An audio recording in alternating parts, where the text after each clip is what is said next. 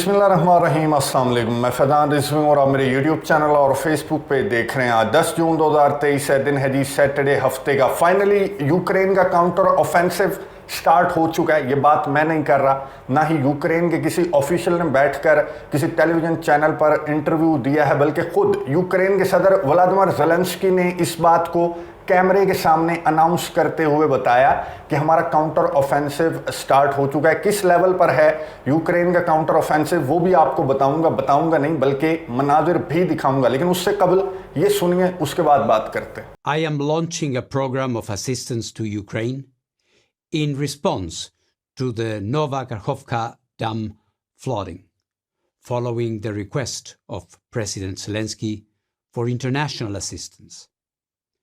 In the coming days, I will be leading a mission to Ukraine, including to the affected Zaporizhzhia nuclear power plant. And I will present this new IEA assistance plan to President Zelensky. Through the use of nuclear techniques, we will determine the effects on potable water, human health, and soil and water management, and assess the integrity of critical infrastructure. Ukraine can count on our assistance now and in dealing with the longer-term consequences of this disaster. गुफ्तगू आपने सुनी, ये थे international atomic energy agency के chief, जो ये कह रहे थे कि यूक्रेन के सदर व्लादिमीर ज़ेलेंस्की की रिक्वेस्ट पर हम दौरा करने वाले हैं ज़ैपोरिज़िया पावर प्लांट का और उन इलाकों का जो कि मुतासिर हुए हैं नोवा कखोव्का डैम पर होने वाले हमले के बाद। जो तबाही हुई, जो फ्लड आया, उससे जो इलाके मुतासिर हुए हैं, और स्पेशली ज़ैपोरिज़िया के पावर प्लांट का हम विजिट करेंगे और मशवरे देंगे यूक्रेन के सदर व्लादिमीर ज़ेलेंस्की को कि इन असरात से कैसे बचा जाए। यानी कि international atomic energy agency Ukraine के सदर व्लादिमीर ज़ेलेंस्की को मशवरे देगी। वो यूक्रेन का सदर व्लादिमीर ज़ेलेंस्की जिसने खुद ये हमला किया, इस डैम को तबाह किया और इसके बाद जो तबाहकारी हुई उस पर मशवरा देने आ रहे हैं इंटरनेशनल एटॉमिक एनर्जी एजेंसी के चीफ। लेकिन ज़रा ख्याल से, क्योंकि रशिया की डिफेंस मिनिस्ट्री ने आज ही एक स्टेटमेंट जारी करते हुए कहा कि यूक्रेन का जो काउंटर ऑफेंसिव है, जो कि ऑलरेडी स्टार्ट हो चुका है। मैं आपको बता दूं कि रूस के सदर व्लादिमीर पुतिन ने गुज़िश्ता रोज़ ही कैमरे के सामने गुफ्तगू करते हुए कहा था कि यूक्रेन का काउंटर ऑफेंसिव ऑलरेडी स्टार्ट हो चुका है और यूक्रेन के काउंटर ऑफेंसिव का फोकस है बखमुत, डोनेट्स्क रीजन, ज़ैपोरिज़िया का पावर प्लांट के जो अतराफ जो इलाका है वो भी यूक्रेन के काउंटर ऑफेंसिव का फोकस है। इसलिए इंटरनेशनल एटॉमिक एनर्जी एजेंसी के चीफ को पहले ख्याल करना चाहिए कि जिसे वो मशवरा देने आ रहे हैं वो उनके मशवरों पर कितना अमल कर रहा है। पहले इस बात को इन्वेस्टिगेट कर लिया जाए, उसके बाद यूक्रेन के सदर व्लादिमीर ज़ेलेंस्की की जो रिक्वेस्ट्स हैं, असलहे, गोले बारूद की मदद, इमदाद, डैम की तबाहकारियों से निकलने के लिए जो मदद, इमदाद और जांच पड़ताल की जो दरख्वास्तें यूक्रेन के सदर की जानिब से की जा रही हैं, उन पर बाद में काम कर लिया जाए तो बेहतर होगा। जस्टिन ट्रूडो कनाडा के सरबराह पहुंच गए यूक्रेन के दारुल हुकूमत कीव। यहां पर आकर उन्होंने यूक्रेन के सदर व्लादिमीर ज़ेलेंस्की से मुलाकात की, सैलाब की तबाहकारियों पर भी बात की, रूस यूक्रेन जंग पर भी बात की। जस्टिन ट्रूडो ने $500 मिलियन की मदद, इमदाद का ऐलान यूक्रेन के लिए इस दौरे के दौरान किया। और इस मौके पर मीडिया से गुफ्तगू करते हुए यूक्रेन के सदर व्लादिमीर ज़ेलेंस्की से सहाफ़ी ने सवाल किया कि गुज़िश्ता रोज़ रशिया के सदर खुद कैमरे के सामने बात कर रहे थे कि यूक्रेन का काउंटर ऑफेंसिव स्टार्ट हो चुका है और यूक्रेन के काउंटर ऑफेंसिव की सिमत है डोनेट्स्क का रीजन। तो आप इस बारे में क्या कहेंगे, कब स्टार्ट होगा आपका काउंटर ऑफेंसिव या फिर ऑलरेडी स्टार्ट हो चुका है? तो यूक्रेन के सदर ने जवाब देते हुए कहा कि हमारा काउंटर ऑफेंसिव स्टार्ट हो चुका है, लेकिन मैं आपको ये नहीं बताऊंगा कि हमारा काउंटर ऑफेंसिव किस लेवल पर है, लेकिन मैं ये कंफर्म कर देता हूं कि हमारा काउंटर ऑफेंसिव स्टार्ट हो गया। यानी कि हमें तो पता ही नहीं लगा, ये तो ऐसे ही हो गया कि खोदा पहाड़ और निकला चूहा, वो भी मरा हुआ। 7-8 महीने इंतज़ार करते रहे आपके इत्तेहादी, आपको millions and millions of dollars का असलहा, गोला बारूद इस काउंटर ऑफेंसिव के चक्कर में आपके इत्तेहादियों ने आपको प्रोवाइड कर दिया। और ये था आपका काउंटर ऑफेंसिव जो कि नोवा कखोव्का डैम को तबाह करने से एक्चुअली आपका काउंटर ऑफेंसिव स्टार्ट हुआ है और मैं आपको काउंटर ऑफेंसिव का लेवल बता देता हूं, बता नहीं बल्कि मैं दिखा देता हूं। ये वीडियो आपको नजर आ रही होगी, ये वीडियो शेयर की यूक्रेन के सदर व्लादिमीर ज़ेलेंस्की ने। इस वीडियो का एजेंडा क्या था मैं आपको बता दूं, 1 पॉइंट एजेंडा था। यूक्रेन के काउंटर ऑफेंसिव पर बात की गई इस मीटिंग के अंदर और इस मीटिंग से क्या रिजल्ट्स निकले और यूक्रेन का काउंटर ऑफेंसिव किस लेवल पर है, वो आप ये चेहरे जिन पर 12 बजे हुए हैं, इन चेहरों को देखकर आप बखूबी अंदाजा लगा सकते हैं कि यूक्रेन का काउंटर ऑफेंसिव किस लेवल पर है। ये फुटेज देखिए, ये रशिया की जानिब से जारी की गई, ये भी काफ़ी है ये बताने के लिए कि यूक्रेन का काउंटर ऑफेंसिव किस लेवल पर है। रशिया की डिफेंस मिनिस्ट्री ने कहा कि यूक्रेन का काउंटर ऑफेंसिव, उसकी सिमत है बखमुत और उसकी सिमत है डोनेट्स्क का रीजन, और यूक्रेन के मुतअद्दिद हमलों को हम नाकाम बना चुके हैं। रशिया की डिफेंस मिनिस्ट्री ने कहा कि गुज़िश्ता 24 घंटों के दौरान हमने 1000 यूक्रेनी फौजियों को मारा है। और ये जो मनाजिर आपको नज़र आ रहे हैं,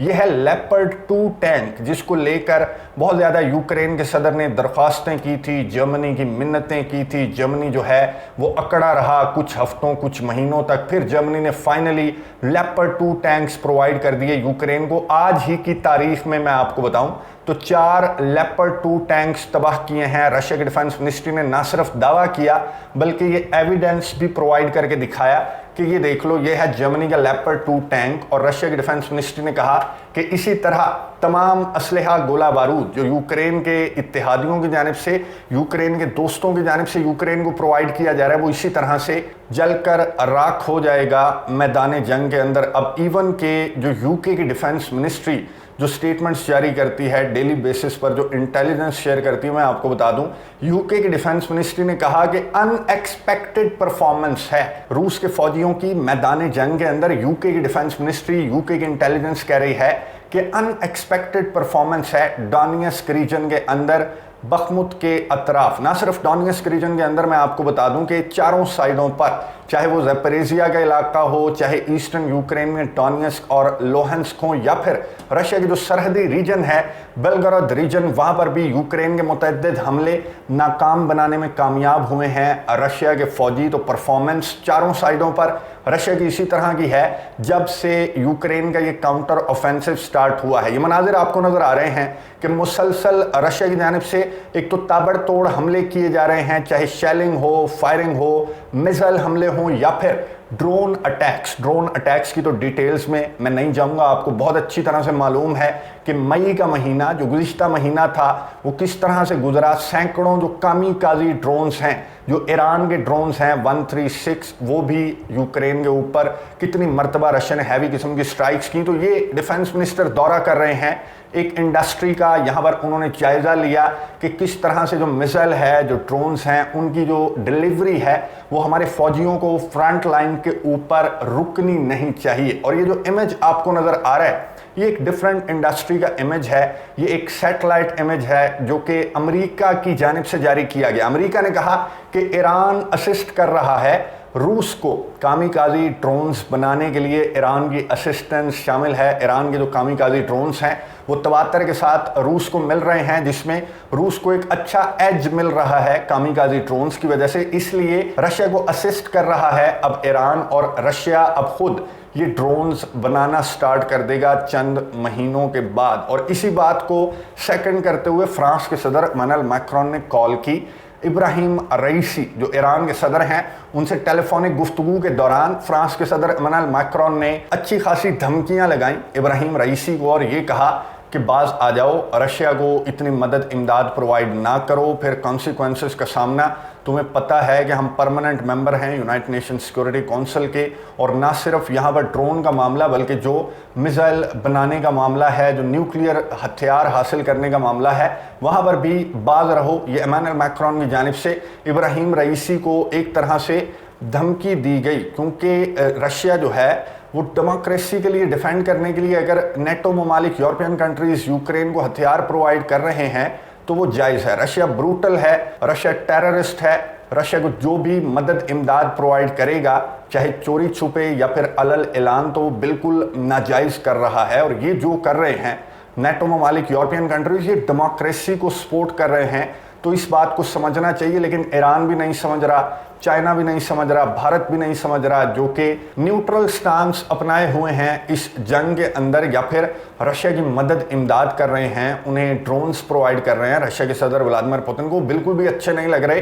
क्योंकि डेमोक्रेसी को प्रोटेक्ट करने वाले ममालिक हैं, राइट टू सेल्फ डिफेंस है यहाँ पर यूक्रेन को, और वहाँ पर इसराइल को राइट टू सेल्फ डिफेंस है। यानी कि ये जत्था जो है वो डिसाइड करता है कि कहाँ पर किसे राइट टू सेल्फ डिफेंस है, कहां पर कौन टेररिस्ट है, कहां पर कौन मासूम है, विलन कौन है, हीरो कौन है, ये डिसाइड करता है अमेरिका और उसके ये इत्तेहादी जो जत्था है नेटो का, ये डिसाइड करता है। इसलिए इब्राहिम रईसी को इनकी जानिब से वार्निंग दी गई। लेकिन इब्राहिम रईसी की नज़र में, इंडिया की नज़र में, इंडिया के मैं आपको बता दूं, भारत के जो सुब्रमण्यम जयशंकर हैं एक्सटर्नल अफेयर्स के मिनिस्टर, उनसे पूछा गया G20 समिट आपको मालूम है कि भारत होस्ट कर रहा है, G20 का लीडर्स समिट होने वाला है सितंबर के अंदर। जो भी इस तरह की मीटिंग होती है आपको मालूम है कि वहां पर चीफ गेस्ट कौन होता है, चीफ गेस्ट होते हैं यूक्रेन के सदर व्लादिमीर ज़ेलेंस्की। पिछला जो G20 का लीडर्स समिट था वो हुआ था इंडोनेशिया के अंदर, और वहां पर भी इसी तरह से चीफ गेस्ट थे यूक्रेन के सदर व्लादिमीर ज़ेलेंस्की। अगर खुद नहीं आते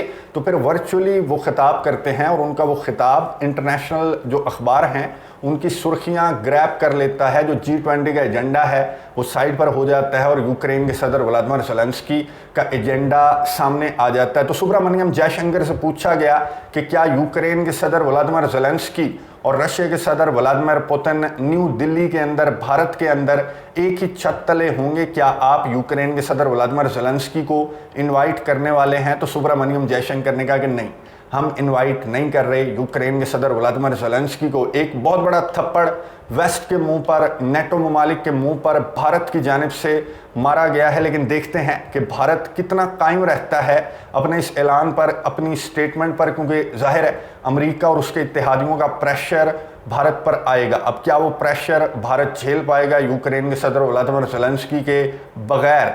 G20 का लीडर समिट भारत होस्ट करेगा और रूस के सदर व्लादिमीर पुतिन भारत के अंदर होने वाले G20 समिट के अंदर शिरकत करने वाले हैं। इस तरह की भी खबरें हैं, और भारत, नरेंद्र मोदी जो हैं वो एक मीडिएटर का किरदार भी ढूंढ रहे हैं इस तनाज़े के अंदर, इस जंग के अंदर। फिलहाल तो किरदार है शी जिनपिंग के हाथ में, मीडिएटर का किरदार। जिनसे बात की अफ्रीकन लीडर्स ने, अफ्रीकन ऑफिशियल्स ने शी जिनपिंग को अपने पीस फार्मूले पर एतमाद में लिया, और फिर चाइना की जानिब से यूक्रेन को एतमाद में लेने की कोशिश की गई अफ्रीका के पीस फार्मूले पर। जो साउथ अफ्रीका का पीस फार्मूला, मैं खैर अप्रिशिएट करूंगा चाइना की, साउथ अफ्रीका की, तुर्की के सदर रजब तैयब एर्दोगान की, और जो भी मीडिएशन की कोशिश करने वाले लीडर्स हैं जैसे MBS हैं या फिर नरेंद्र मोदी हैं, उनकी काविशों को मैं बहुत ज़्यादा अप्रिशिएट करूंगा कि ये देखते हुए भी कि नेटो का ये जत्था किसी तौर, चाहे आपका पीस फार्मूला कितना भी आइडियल क्यों ना हो, नेटो ममालिक का जो जत्था है ये आपके पीस फार्मूले को किसी तौर मंजूर नहीं करेगा। फिर भी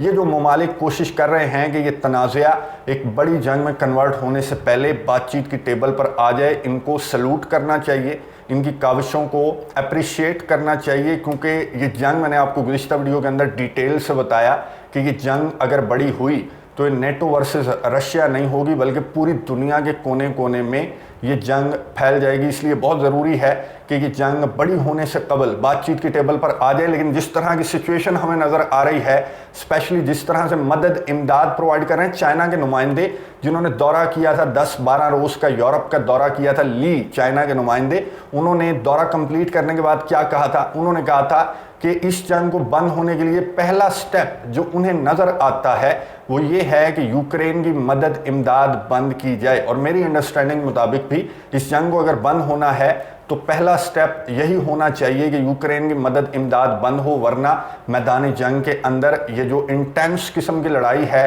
ये चलती रहेगी। अब देखते हैं कि चाइना और साउथ अफ्रीका की काविशें कितनी ज़्यादा कारामद साबित होते हैं, और यूक्रेन के काउंटर ऑफेंसिव का ये चेहरा देखकर क्या यूक्रेन की मदद इमदाद पर कोई फ़र्क पड़ने वाला है? नेटो ममालिक अमेरिका, बरतानिया की जानिब से फ़िलहाल आज की ही अनाउंसमेंट्स देख लें तो $500 मिलियन कनाडा के जस्टिन ट्रूडो ने और 50 मिलियन डॉलर्स की मदद इमदाद का ऐलान यूके की जानिब से भी किया गया है। जो फ्लड अफेक्टेड एरियाज़ हैं उनमें जो रेस्क्यू ऑपरेशन जारी है उसके लिए 50 मिलियन डॉलर्स की मदद इमदाद यूके ने भी आज अनाउंस की। गुज़िश्ता रोज़ मैंने आपको बताया था कि अमेरिका की जानिब से 2 बिलियन डॉलर्स का पैकेज यूक्रेन के लिए तैयार किया जा रहा है। उसके अंदर मैं आपको बता दूं कि उसके अंदर जो एयर डिफेंस सिस्टम है, पेट्रियट एयर डिफेंस सिस्टम, वो भी शामिल है, जो कि यूक्रेन के सदर की जानिब से रिक्वेस्ट किया गया था। तो ये मदद इमदाद बंद नहीं होती, जो कि बंद होती हुई नज़र नहीं आ रही, तो फिर ये जंग भी बंद नहीं होती। नज़र रखेंगे, आपको अपडेट्स देता रहूँगा। अगली वीडियो तक के लिए इजाज़त दीजिए। अल्लाह हाफ़िज़।